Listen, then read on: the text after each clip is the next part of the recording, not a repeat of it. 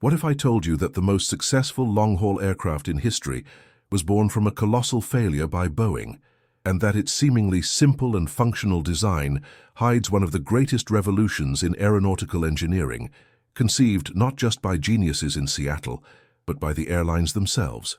For many who grew up in the golden age of the skies, the Boeing 777 may not evoke the same nostalgia as the majestic hump of the 747 or the unique silhouette of the TriStars. With its two engines, it seems pragmatic, efficient, almost corporate. Today, flying is more like riding a bus, and the 777 is, for many, the face of this mass transportation. But this perception, while understandable, hides a much deeper truth. This is not just an airplane. It is a turning point in history, a machine that not only redefined the economics of long-distance travel, but also forever changed the way planes are designed and built. Behind its common appearance, there is a story of risk, radical innovation, and unprecedented human collaboration that saved Boeing from a crisis and buried its competitors. Today, we will reveal the secret soul of the 777, and you will understand why it is not just an airplane, but a true legacy of engineering. To understand the rise of the 777, we need to go back to the late 1980s. Boeing reigned supreme with its queen of the skies, the 747. However, the market was changing. There was a growing gap between the largest twin-engine jets, like the Boeing 767, and the gigantic 747. Airlines needed a plane to replace their aging fleets of DC-10s and L-1011 TriStars, but they wanted more flexibility and, above all, more efficiency. Airbus, the rising European rival, was attacking this gap with a brilliant strategy. The A330 and A340 family, the A330, a twin jet, and the A340, a quad jet, shared the same wing, fuselage, and cockpit, offering a commonality that airlines loved. Boeing, feeling the pressure, initially responded in the most conservative way possible. It proposed the 767X, a stretched version of its already known twin jet, with a larger cabin and a new wing. The airline's reaction was a cold shower. They didn't want a patch-up job. They wanted the future. The proposal was universally rejected, leaving Boeing at a dangerous crossroads. What seemed like an engineering decision became an existential crisis. Continue with old designs and risk irrelevance, or bet billions on a clean sheet of paper. The central conflict that gave birth to the 777 was not just technical but philosophical. Boeing needed to create a plane that could do everything, fly transatlantic routes with the efficiency of a twin jet, but with cargo and passenger capacity close to that of a small 747. And the biggest obstacle to this was an acronym that haunted route planners, ETOPS, or Extended Range Twin-Engine Operational Performance Standards. At that time, the idea of crossing the vast and icy Pacific with only two engines was a regulatory and psychological taboo. ETOPS rules limited how far a twin-engine jet could fly from a diversion airport. For the 777 to be viable, it would need to be born with a 180-minute ETOPS certification, something never before granted to an aircraft before its entry into service. It was a bet against all the logic of the time. Furthermore, the competition was brutal. McDonnell Douglas was in the market with its elegant MD-11, a modern trijet, and Airbus was promoting the inherent safety of the A340's four engines. Boeing was surrounded.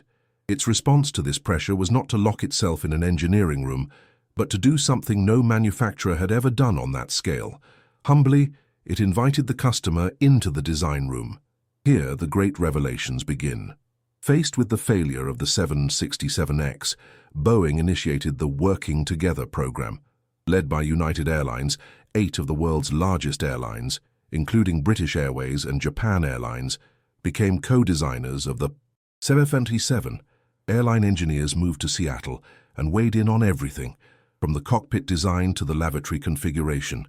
This collaboration resulted in an aircraft tailor-made for the needs of the real world, not just the ambitions of engineers. The second revolution was silent but monumental.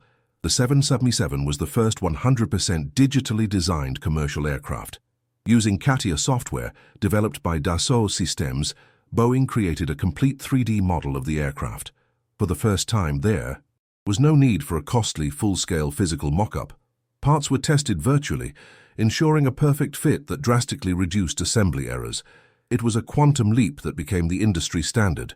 And finally, the heart of the giant, its engines. The 777 was offered with three options from three different manufacturers: General Electric, Pratt & Whitney, and Rolls-Royce. These engines, especially the GE90, were works of engineering art. With a fan diameter larger than the fuselage of a 737, they were not only the largest but also the most powerful and reliable ever built. It was this reliability that convinced regulators and gave the 777 the key to dominating the oceans. Behind the billion-dollar figures and digital design, there were people. The project was led by Alan Mulally, a charismatic engineer who would later become CEO of Ford. His philosophy of working together was not just a slogan, it was the DNA of the program. He empowered the engineers, but also listened intently to the pilots, flight attendants, and mechanics from the airlines. The pilots, for example, requested a cockpit that maintained the Boeing philosophy but incorporated the modernity of LCD screens.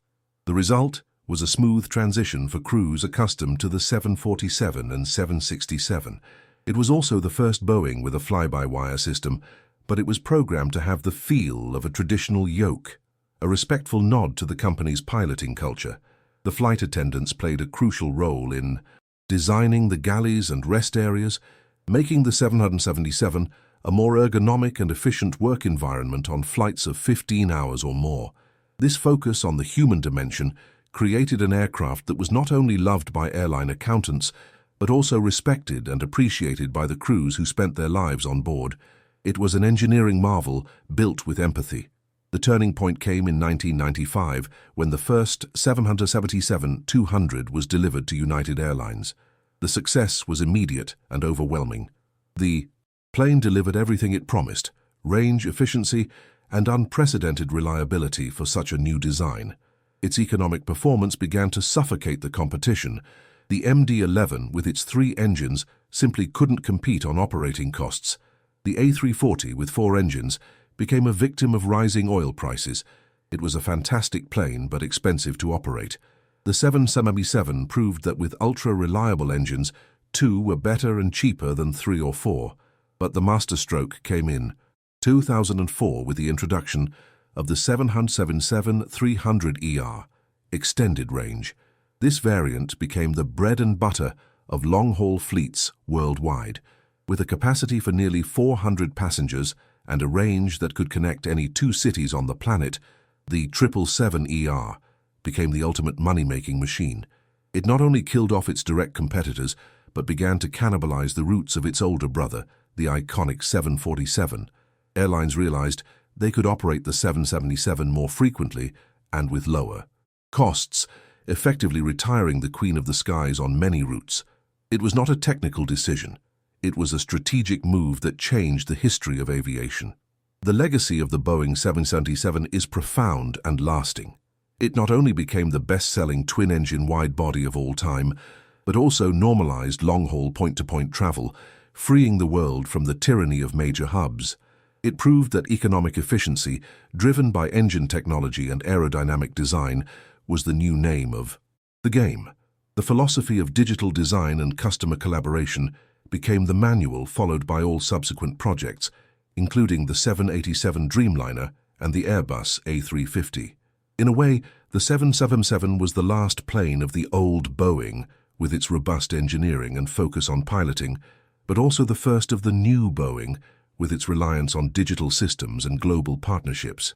It may not have the romance of a bygone era, but its importance is undeniable. It is the pillar of modern aviation, the workhorse that silently connects continents every day with impressive regularity. The 777 may have faded into the background for the public, becoming part of the landscape, but its revolutionary soul still flies in every modern aircraft that crosses the skies. The Boeing 777 taught us that sometimes the greatest revolutions don't come with a bang, but with intelligent design and quietly superior performance. It represents the transition from the era of glamour to the era of efficiency, but it did so with an engineering elegance that deserves to be celebrated. Behind its functional appearance, there is a story of courage, innovation, and above all, collaboration. The roar of its two engines may not be the same poetry as the four engines of the 747, but it is the sound of progress, the sound of a more connected world. It is proof that a plane doesn't need a hump or three engines to be truly legendary. Now I want to hear your stories. For the pilots and crew members watching, what was the transition to the 777 like? And for the passengers, what was the most memorable route you've taken aboard this giant? Leave your comments below. The history of aviation is also written by you.